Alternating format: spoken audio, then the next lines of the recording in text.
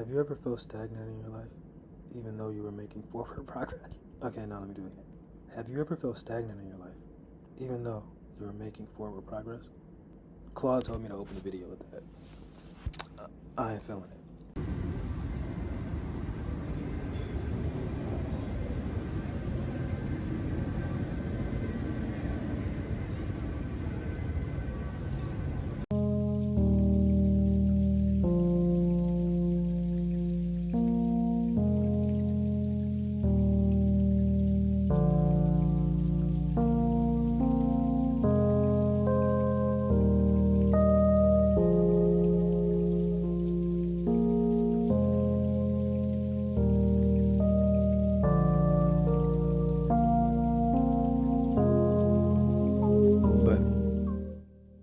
But I'm gonna be making a video about the reason why I decided to move abroad. Chloe was actually right. I did feel extremely stagnant. I didn't feel like I had accomplished anything. I still felt like the same person that I was a year or two ago. And I just wanted a drastic shift in my life. And for me, I noticed I changed the most when I was 20 and I moved to Silicon Valley. So I should do something just as drastic. And instead of moving to a different state, I should move to a different country. And I looked at the different options. And for me, getting a master's made the most sense. Why does getting a master's make the most sense? That's a really interesting question. I'm talking to myself, or pretend I'm talking to you. It made the most sense when I looked at the different type of visas that were available. So, first of all, I was a digital nomad for about 2 years, and I would travel to different states. So I would be there for about 2 or 3 months, then I would go somewhere else. And I noticed that when I got to these states, I would get in a routine. So once I found a gym, a grocery store, a coffee shop, and a co-working space, I would essentially do the same thing that I would do when I was in San Francisco, which is just to work all day, work out, eat, go to sleep, rinse, repeat. So I didn't feel like I was growing at all. And I felt that in order to grow, I needed to stay somewhere for at least a year and really get acclimated to it. And when I looked at the different visa options, to me, the student visa made the most sense. The digital nomad visas generally weren't in places that I wanted to be. I wanted to be in places where there was a lot of industry, where there was a lot of young people, where there was a lot of tech, where there was a lot of startups, and it didn't really make sense. The entrepreneur visas, you had a lot of hoops to jump through, so that didn't make much sense for me either. Then you had the artist visa. I wasn't an artist at the time. And then I looked at the work visa, and it's very time consuming, but if I put the time into it, I'm sure I could have gotten one. But I'm an entrepreneur, so for me, working just isn't my thing. And if I wanted to work, I would work in Silicon Valley. I think, in my opinion, that's the best place in the world to work. So then there was a student visa left. And when I weighed my options, I felt, okay, this seems like the best. So when I weighed the pros and cons of everything, I felt that the student visa would make the most sense. One, it would give me an anchor to a specific place, meaning that I would go to a place a couple times a week. I would be able to form relationships, and I would be able to become acclimated to the country. And second, at the very worst, I continue to work on my businesses because I do everything from my laptop, and at the end of it, I have a degree. Worst case, okay, I didn't like the country that much. So I felt like there were very little risk involved, but it still allowed me a space to grow.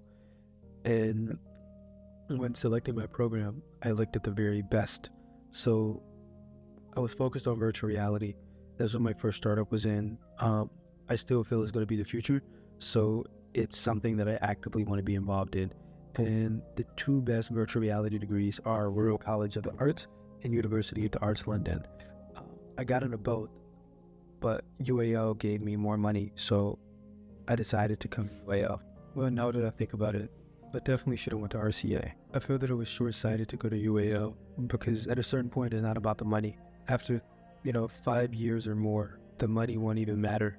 It'll be about the experience of going to the best college in the world, and it'll also be about the connections that you make there.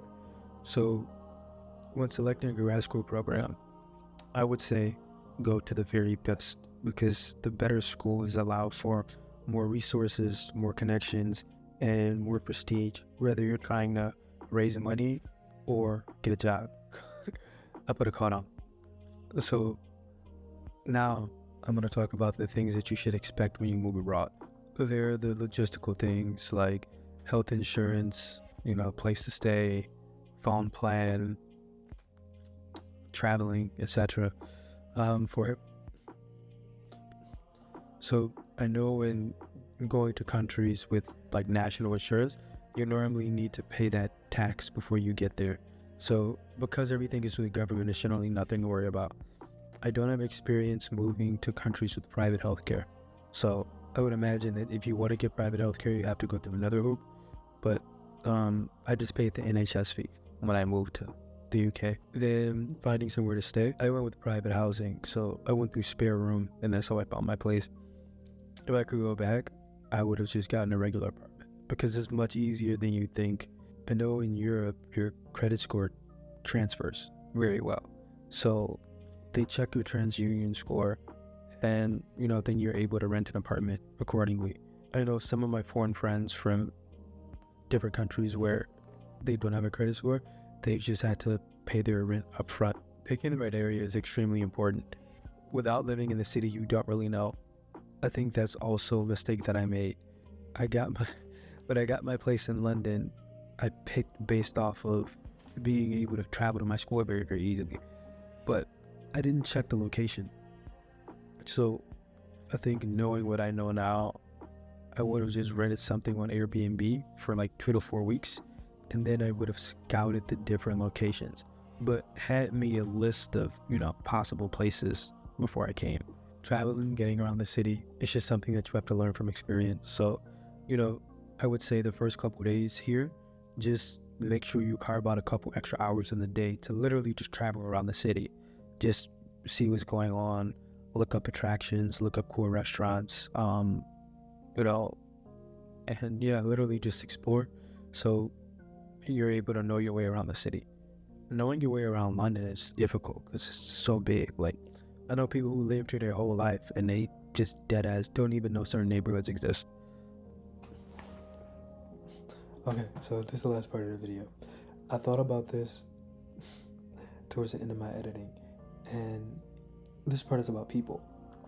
So when you travel abroad, you obviously have to leave your friends and family behind for however long you're gone. This depends on the type of person that you are. If you haven't lived away from home before and you're scared of going abroad for that reason, I would still recommend to go, because I feel that you would grow so much more being in a foreign country and not having any connection to it than you would in the States or your home country. The exception to that is if you move somewhere and just chase after something with everything. So if you want to be an actor and you move to LA, if you want to be in finance or an artist and move to New York, if you want to start a tech company and move to Silicon Valley, then yeah, it makes sense to stay in the US because you're doing something very, very specific and there will be a huge amount of growth from it. But if you're just moving to, kind of see what it's like to live away from home, then I would 100% suggest going to a different country because you learn so much more about yourself and it's just a tremendous opportunity for growth. You can always talk to your family. You can always call them on the phone. They can always come to visit. And as far as your friends go, I don't know, they have to be alright. It's like Blake said, friends ain't really friends. Friends ain't really friends, just some cool ass niggas. Like don't get me wrong, you know what I'm saying?